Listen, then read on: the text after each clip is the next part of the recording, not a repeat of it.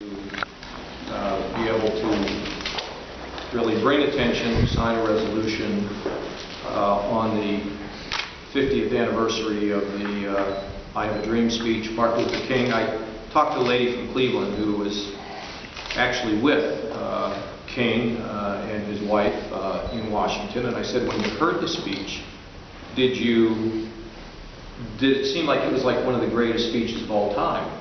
And said, because you know, when Lincoln delivered the Gettysburg Address, people kind of saw it and they walked away, and Lincoln actually sat down and said, you know, what'd you think? And we know how it turned out. And as the years have gone on, of course, it's become more and more inspiring to everyone. And one of the things that Dr. King would really care greatly about is, of course, the problem of hunger. And that's what we're here to just spend a little bit of time to talk about. I was looking at some numbers today. We've made a commitment as an administration to a significant amount of money for feeding hungry people in Ohio. We spent $25 million, I think is the right number, in our first budget. That's up from about 17 million. So the year before I came in, it was about 17, then it grew to 25, and then in the last budget, it was 29, which is a commitment to feeding folks. But in addition to that, of course, we've had 7 million in what I would call, at least I think, emergency food programs. There's summer programs which got created because of the need that we see with children in the summer. They're not really tied to the school, so it's difficult, but we felt it was critically important. We're very proud of the extra money that we were able to give through our faith-based program during the holiday seasons, where it's particularly difficult. And I also, of course, love this backpack program, and that's one that people don't always understand. But you know, sometimes kids don't want to say they're hungry. Sometimes kids don't want to say that there's no food at home. So they figured it out. My wife, God bless her, has, I think, expanded the program and brought it more to everybody's attention. And that's where you can have your backpack come to school with you. We just load it up and you go home with your books and your food. And the reason why it's so important is there are children who, without these programs, would be home all weekend long and would have nothing to eat. And when they go back to school on Monday, they don't function for a couple of days till they get some food when they go to school. So, you know, a healthy stomach also makes for a healthy brain and good learning and all the things that we so deeply care about. The folks who are behind us, first of all, Lisa, who's the executive director of the Ohio Association of Food Banks, she has open door, open access, and great influence on us. What does that mean? And she says we need help. We believe her, we trust her, and we help her. With Lisa are people from across the state who are involved in the food bank programs, and you know, opening pantries and churches and things like that. These folks are repairing the world. That's what they do. In any way they can. They are out there trying to lift another individual who, without them, wouldn't realize their potential. They're heroes. These people are fantastic. And, you know, the Lord loves the work they're doing and blesses the work, and they will be remembered forever. I love Tim Derrickson. He's got a really good heart. Ryan Smith. Ryan and Tim come from areas that have been hard hit. Ryan, particularly, from an area that has been hard hit. They understand the need to help feed people and fight drug addiction and deal with mental illness and all those things. They're very fine members of the legislature. I'm really, really fond of them and glad that they're our partners. Sunday in church, my minister distributed the fact that we're going to make September a big deal and start telling people that these programs matter. First of all, the government and the government help, the taxpayer help, is important. But one of the things that I hear across the state is, well, whatever happened to charity, okay? We don't want public dollars to crowd out private charity. There is a great need for people to continue to charitably give to help other people to do better. And so we want to tell people in the churches and in the communities and all these folks that say, well, why do we have to rely on the government? Why don't we just rely on ourselves? Okay, well, you got a shot at it now. Help these people to have more resources to carry out their job. There's a guy named Marvin Olasky that wrote a book, I think it was written, I don't know how many years ago, I might have read it about 20 years ago. And he talked about this public health crowd out private charity. In other words, people feel like, I don't have to do anything. If you go and you talk to churches, they will tell you they can't carry this burden on their own. But they're important. They're an important role, not just the churches and the synagogues, but the civic organizations can play a very large part. So going forward, when it comes to these programs, really want a partnership. We want a partnership with taxpayer funded. There's no government money, it's taxpayer money that we can distribute. But we also need help from those citizens out there that have had blessings so that they in fact can be, they can realize their hopes and dreams as well. So we want to spread the word. My wife just did a PSA for those in television. Put it on the air, please. Your ratings will go up. And let me introduce our Joan of Arc here, Lisa Hamler-Fugit. Thank you, Governor. Yep. Thank you so much. Thank you all for coming today. Representing the Ohio Association of Food Banks, Ohio's largest charitable response to hunger. We serve the 12 Feeding America food banks, which serve all Ohio's 88 counties. Many of the food banks that are joining me here today, and we'd like to thank the governor for his leadership for hunger relief in the state of Ohio, and also recognize his wonderful staff of the governor's office of faith-based and community initiatives, as well as Representative Ryan Smith and Representative Derrickson, both who have had personal experiences with the backpack program. Those of us who work in hunger relief hear the stories every day of Ohioans struggling with the threat of hunger every day. We listen to them speak about the impossible choices that they have to make between paying bills, buying medicine, and purchasing food.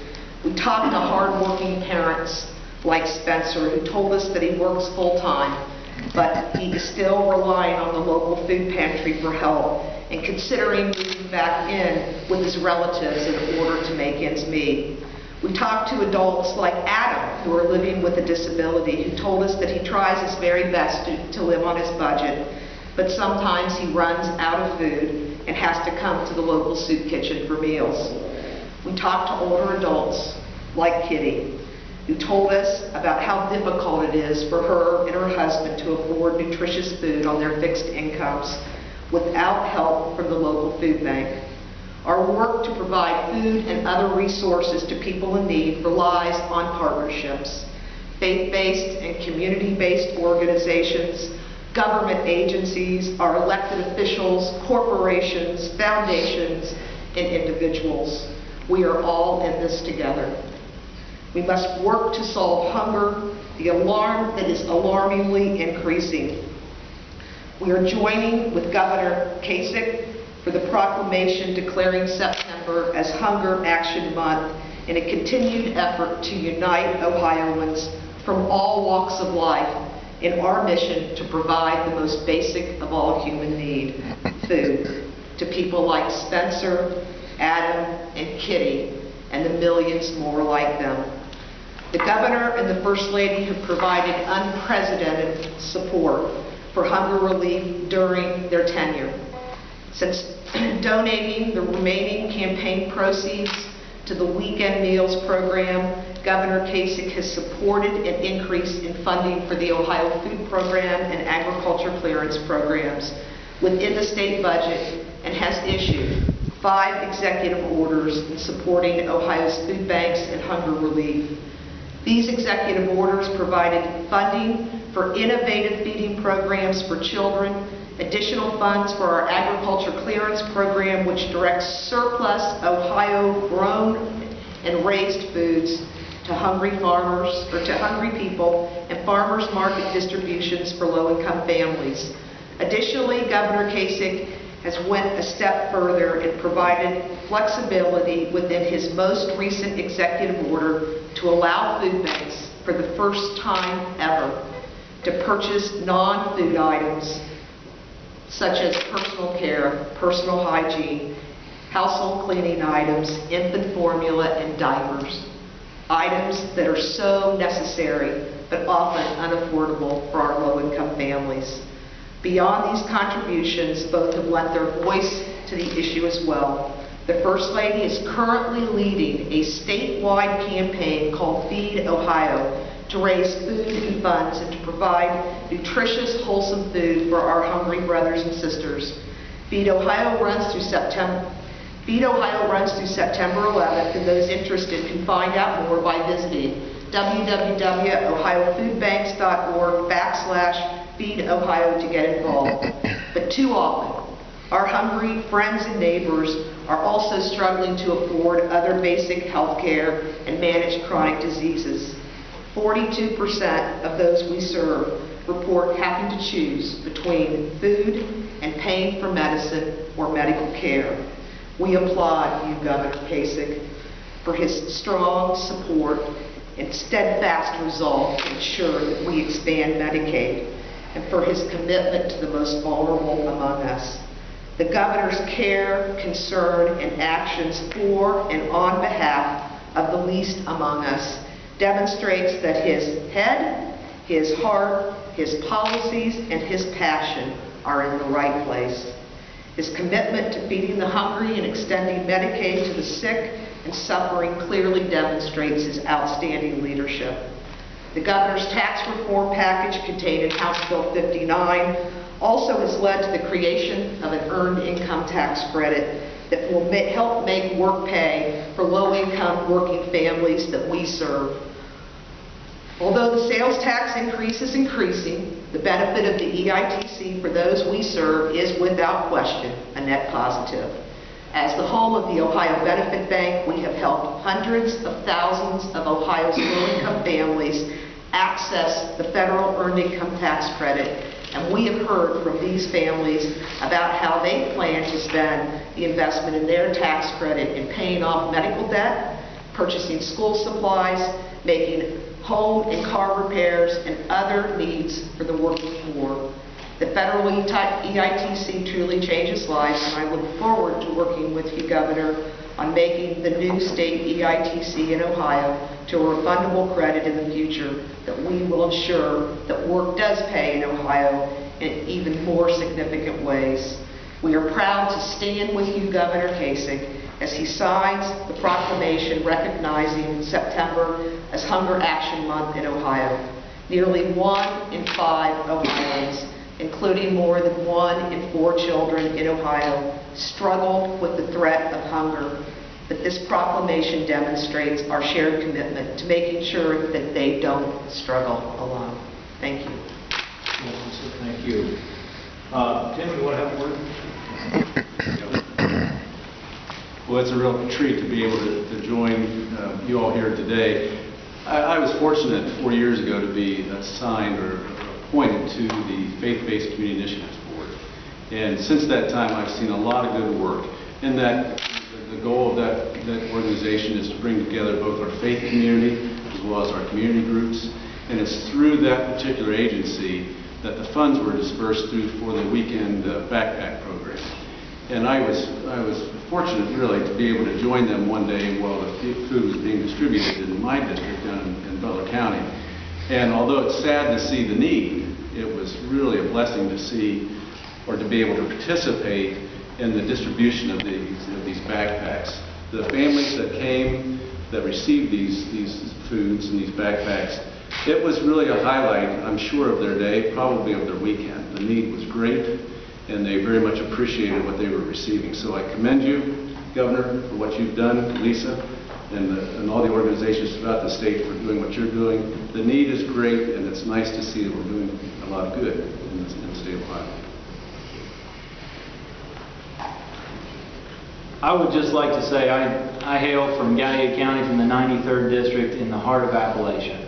I see a lot of hunger issues. Actually, my mother started a snack pack program in Gallaudet County.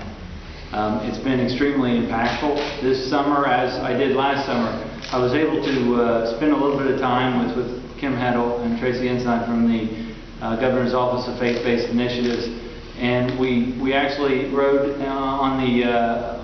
on the route that they deliver the produce this year. And to see those kids' faces and those families' appreciation for what was delivered it's just really impactful. If you haven't experienced it, it certainly might change some perspectives. I want to thank you, Governor, for what you do for our area. You know, my overarching goal is to give people a pathway out of poverty, and if you're hungry, you can't really think about education and your goals for 3 to 5 years. So if we can't satisfy that basic need, we're not going to get very far. So I appreciate all you do.